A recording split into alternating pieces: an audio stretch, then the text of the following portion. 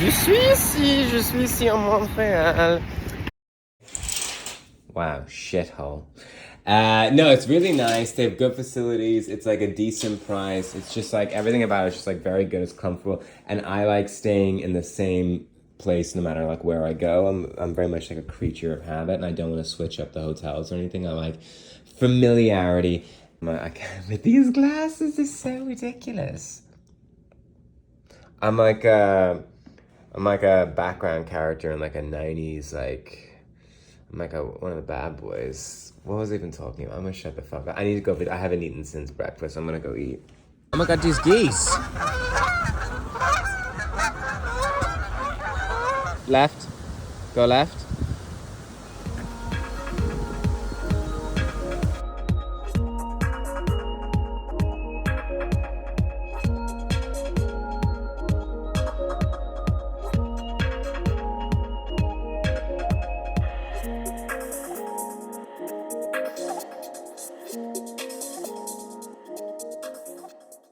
I almost stepped on it. Oh wow, good thing you didn't. I think he'll make it.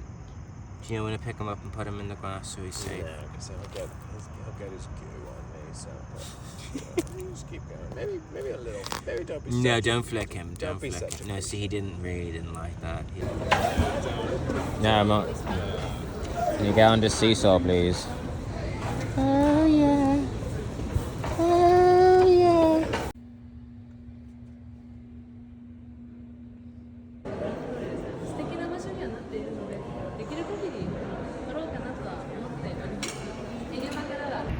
It's funny because within Canada, there's like this trope of the Quebec driver who is like reckless, devil-may-care, and like exceedingly fast. But of course, that is, in my perspective, like nothing of the case, nothing of the sort. Sleepyville, slow as fuck, cognition is not turned on. But it just sort of adds to the quaintness how they have their own little ecosystem here with their own little stereotypes and tropes. Thank you.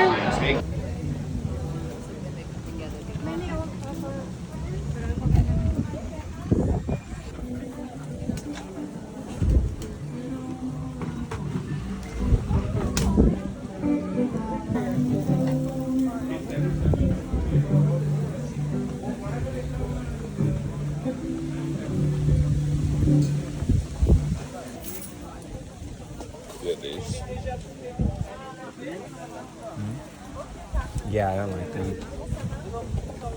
Oh, I'm gonna get some fries. Are they good ones? Bonjour. Ça va bien? Ouais. Ben oui, ça va bien. Des belles fraises, directement du champ, vous avez récolté de matin. Puis en plus, elles sont pas dispendieuses parce que j'ai beaucoup de fraises. Ils sont 7 $, 2 pour 10. Avez-vous cash? Vous acceptez tap to pay? Oui. Ouais. Un paquet de fraises. They're almost like AI strawberries. They're so beautiful. It's a lovely time. I got my fraises. Mon petit paquet de fraises. It's a beautiful day in Montreal. I got my Yankees, trashy Yankees necklace on as well.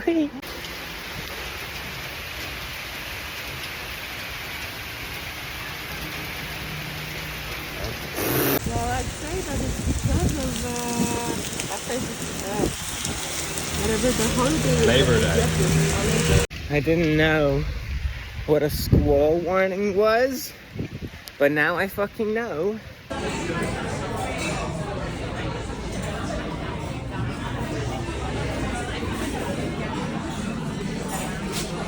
I don't like too much salmon. I think this is the perfect actual ratio of salmon, and also it's not like drowning in fucking cream cheese as well. It's like a delicate amount, but it's dainty. No, I'm gonna put like that like gay YouTube music shit over it, like that non-copyright stuff.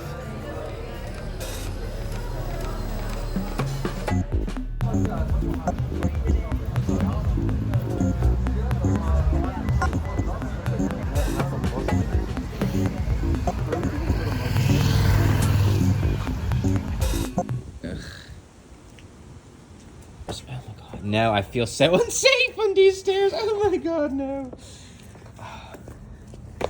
fucking hate all these fucking stairs. But these ones are particularly precarious as well. If I lived in Montreal, I would absolutely have this car and work in porn as well. Okay. Yeah, Dad.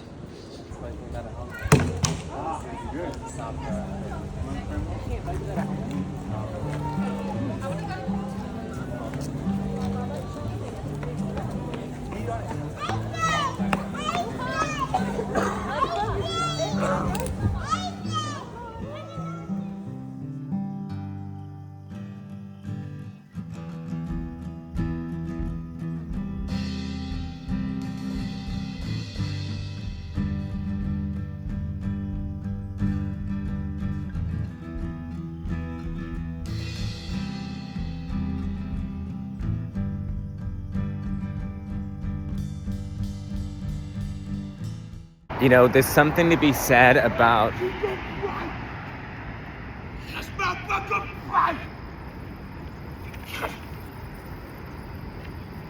I was gonna say there's something to be said about like earning your stripes like in New York. Because like that level of crazy is just like what I deal with every single day. And this is supposed to be like a dodgy area or whatever. Like I don't give a fuck about him. Like you know what I've seen? I'm good. I did get a little bit scared there, but only because it was like a jump scare. And I was like, woo! And also just like, I'm so fearful of putting out absolutes and definites into the universe, because like that's when God comes and it's like, nah, bitch, you said something and now you're gonna reap what you sow. So yeah, anyway, it's pretty safe. And I feel not invincible, but in comparison to New York, I feel like safer, and I feel like, yeah, you know, I'm a boss ass bitch or whatever. But more so, like the thing with the crackheads as well is like everyone is very scared of them, as you should be when they're in close range. But for the most part, like they're kind of like a zombie horde. Like they're not mobile in any way. You can definitely outrun them with any sort of level of fitness. So, and also they're not, their coordination is low. The fent is high, the coordination is low. So honestly, I don't know. You know, knock on wood, there's none here. Here's one right here. Look. There we go. I'm saved. Not gonna lie, I'm really testing faith with this location that I'm supposed to be meeting my friend. This looks like where every murder on Law & Order, SVU, or CSI or something happens. So, I mean, it's fine, more or less. This one is a cul-de-sac here. I think I'm lost. Anyway, I never get lost, so I think this is like a Montreal thing. I don't know. But anyway, I called my friend. I was like, yo, I'm not walking up this cul-de-sac, so like come out and get me, please, before I get murdered. I'm a travel vlogger now. This is what I do. I just record shit at random for no reason. Where is the trap? Where is it all being posted? I don't know yet. That's something I had a mini anxious breakdown about, actually. C'est une espèce urbaine.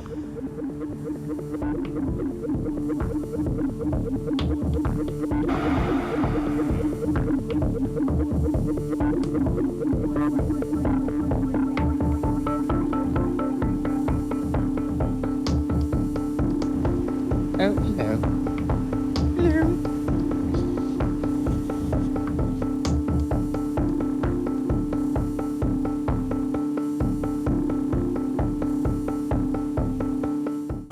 Les framboises, des produits du Québec? Oui. Oui, un petit carton de framboises, s'il vous plaît. Les framboises sont produits du Québec.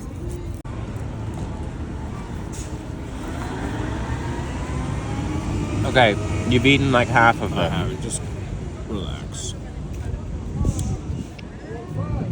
You have to enjoy them slowly. You're fucking scoffing. I am enjoying them. No, it's about the experience of the... If it's about the experience, why do you have to record it?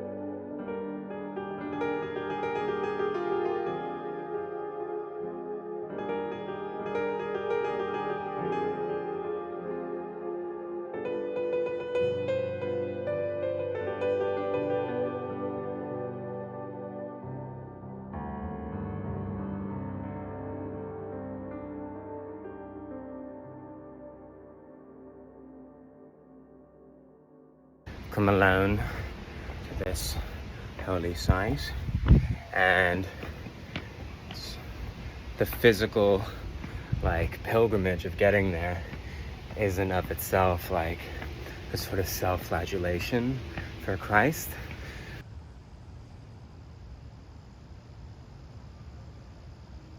What's amazing about these most religious of statues, you got the Lord himself, Mary Magdalene, St. Peter, but look at the especially in the detailing on the face, it's like Soviet brutalism. The whole facade itself is like socialist realism. In other words, like an art style that is antithetical to religion, being used to depict the most like religious of scenes. Wow, the parallels here are just the imposing walk up, the different colored stone.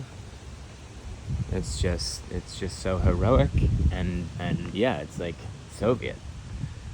And on this statue of the risen Christ, what really sticks out to me is like, look how big the hands are proportionally. Something that they did with the statue of David as well. It reminds me of Isaiah 41:10, when Christ says, "Do not fear, for I am with you. Do not be afraid, for I am your God. I will strengthen you and help you. I will uphold you with my righteous right hand." Like the power of that hand, the hand that giveth and the hand that taketh. This is a perfect example of like the English enclaves in Quebec. So there's a street called René Lévesque, and it runs, and then the name of the street changes as it enters the English-speaking areas. Now, it reminded me being there of like the Protestant areas in Northern Ireland, in that they have this like smug yet also like siege mentality, that they are surrounded, which they are, but they also neglect the fact, like they're not like a minority that is surrounded. It's sort of like whites in South Africa in the 90s in that sense, that they are surrounded. And I just remember being there, and like I'm someone who's very susceptible to the external like milieu of my circumstances and what's around me, and I remember just feeling like instantly dirty, unhappy as I entered this part of like English-speaking Canada.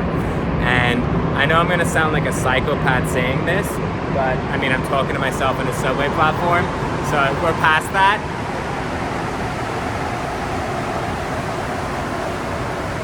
But there is something about Protestantism that exacerbates the worst in human nature. And like, even though obviously Quebec is like agnostic, it comes from like that Catholic tradition, which is openness and inclusiveness, and Protestantism is just the antithesis of that. The other thing is, like, for as left as it is, you would think it would be like crazy woke, but sort of because it is so left, like no one's competing, because like so much of wokeness is a performance, so they just are woke. And so a lot of the performative stuff, like the blue hair, the nose rings, the veganism, it just doesn't, you just don't get it here. Je voudrais le baguette à toi. Delicate gravity holds me so still, fragilely, magically, somehow so well. Flashcards and Like, all you do is complain about everything. Well, that's just me, and that's what I do. But I mean, here I complain about like the architecture. I'm big on architecture, and I think that the architecture in Montreal fucking sucks. The men here are also like, it's a completely effete society, and then they're just not into me, or I'm just not into them. They're all into me, believe me.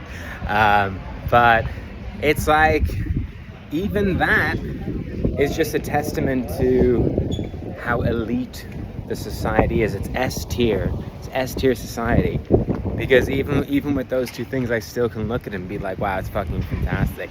Maybe it's just not for me particularly, but it's just objectively like a great society. Le société est génial.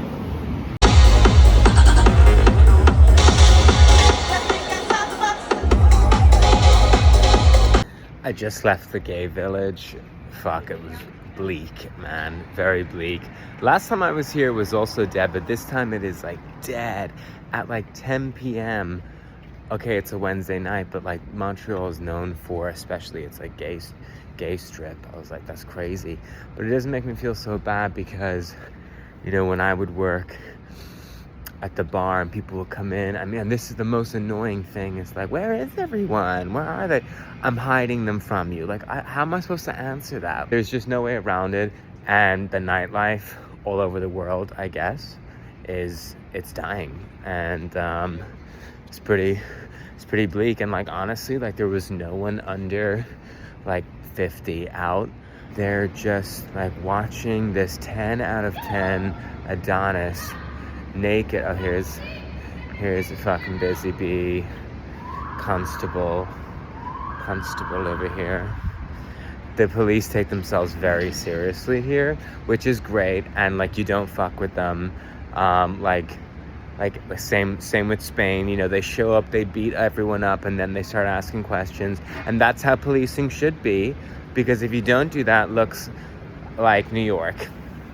And anyway, so it was really dystopian because you have all these like dudes watching this like fucking Herculean feat of just like, even to just get a body like that. And I'm sure they're off their tits on steroids, but still the effort would just like take years. She just needs to shoot him or just make a decision. Oh, and we've got backup coming.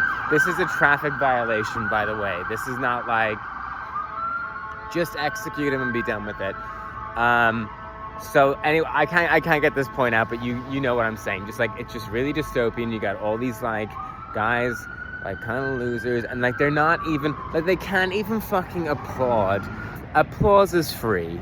You know what I mean? So many of the drag queens that I used to work with would say that, like, fucking applaud at least, or like give your attention. It's just so rude, especially when like your better is putting on a show for you. But wow, that one stripper, I was like mouth agape. I was like, you are a specimen. People always talk about like a 12-inch BBC. Well, this was the real deal. And he was like asking me, he was like, his name is Cristobal, and he was like, do you want to go for a dance? And I was like, I don't have any money. And he's like, and then I thought he was going to be like, well, you know, you don't have to pay for it. He was like, there's an ATM over there. I was like, bro, no. It's not my thing. I'm not a candidate for strippers. I enjoy the art of stripping, like from like watching them dance and everything. I think it's, I don't know, it's just like, it's fun and it's silly and it's just like, I don't know. But the actual one-on-one dance privé, not for me, because like, first of all, the dance, it's orientated towards like tops, and I don't know what to do. I don't know where to put my hands. I'm nervy.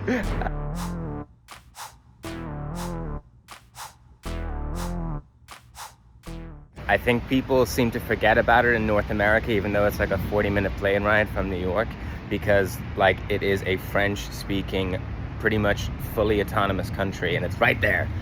And it's got all this stuff on, which, I mean, that just speaks to like American chauvinism, that like they're literally doing, the food is, the quality of the produce, everything is just better.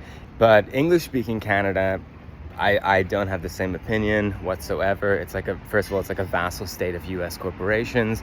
It's in a fat cuck society. Quebec is also a fete, but they've got their own like woodsy thing going on. Like the guys here, there's like pas du masculin, like there's no masculinity whatsoever. And that's fine because they have found a way to repurpose castrated males into the society and involve them in a way that American feminism just wants to like completely dispose of the male body. Вот, у меня есть мои вареники со сметаной. Варенье не смажный. И мой bagels. I'm leaving Montreal today and I'm reflecting on my time here. Not just this trip, but all my trips, because people often say, like, wow, you seem to really like Montreal, like you're always there. And like, because people know they come here for the food, they come here for the strippers, like the famous things. But why do I keep coming back? It's because of the society. Le société. This is the closest to a functioning communist country that you have in our modern era. And it's amazing because it's really something that I can't communicate over like a photo or a video or anything, but it's a feeling, and it's a feeling of just like peace, bliss, happiness, and it's in every interaction that you have here. It's in you're buying your coffee, like everyone, so like the person serving you the coffee, they're not struggling to survive because it's like a fucking communist country. Their baseline needs are met. And so that sort of edge, that fuck you that we have in so many Western cities now, that like feeling of like constant conflict, especially in New York, that doesn't exist here. And so it's not just like this like Canadian politeness, it goes much deeper than that. It's this civic duty, this collective belonging that just exists in the smaller interactions. It's like very beautiful. I mean, it's the greatest feat of social engineering in many ways. They, in the 40s and the 50s and in the 60s, they came to a fork in the road where they said, okay, we can continue along this road. Montreal was the economic center of Canada. And they said, like, we can continue on this road and lose our French identity, our French culture, or we can decimate ourselves, which is what they did. And they completely shot themselves in the foot. All the banks pulled out, moved to Ottawa, and they decimated their economy. But look at it now. There's people like Montreal is bilingual pretty much, but like if you leave Montreal, there are people in the boonies who like only speak French. They fully committed to the French thing, and I respect it, because otherwise all of Quebec would just be like every other North American city, and like this uniqueness is what binds the society together. It's the language, and the language is a cheat code, right? Because like Sweden is just as socialist, but it's like falling apart. It's not robust enough to withstand external influence and immigration. But here, right, the language is a leveler. It brings people from all over the Francophone world, and they have cleverly tied like a Quebecois identity, not to an ethnicity. Obviously there is a Quebecois ethnicity, and it's like northwestern French medieval peasants, and they all look like Ghislaine Maxwell. But increasingly in the cities, and I think entirely actually nowadays, like the Quebec identity it's about the language, and it's about the society rather than any one like ethnic group or religion or whatever. And it's really beautiful. It's so new world when you think about it, and it's like the tenets that America was founded on that we have strayed from. But because of the French thing, the Quebecois here, like they have all their baseline needs met. They have very little disposable income, and they don't need it because all their baseline needs are met. But that also means that they can't really leave. Even if they could get a visa for like, let's say France, they can't really afford to go there. So when I talk about like my waiter boyfriend in Alamoncoko, and I say to my friend, like, how is he still fucking in this Alamoncoko after like 5 years or something? And it's like, you know, and I'm looking at that with like this American perspective, like he's just a fucking waiter, even though like I'm a bartender, I know how much like he could potentially be making. But I'm looking at it and I'm like, he's really fucking hot. He could be like an Instagram model. He could do so many things. And my friend is like, but that doesn't exist here. It's essentially like a closed economy in many ways. They have created their own little closed economy.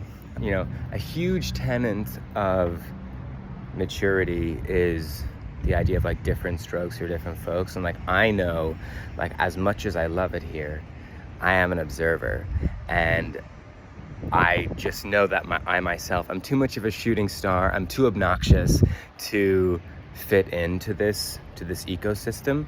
And so it's great to like, you know, dip the toe in and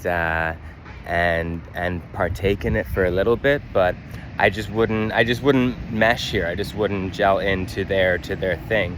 And that's okay. And then like obviously personal reasons, like I fucking hate the snow. I would not do the winters here whatsoever. But if that was, you know, in a different world, I would absolutely move here. If it wasn't me, I would live here in a heartbeat.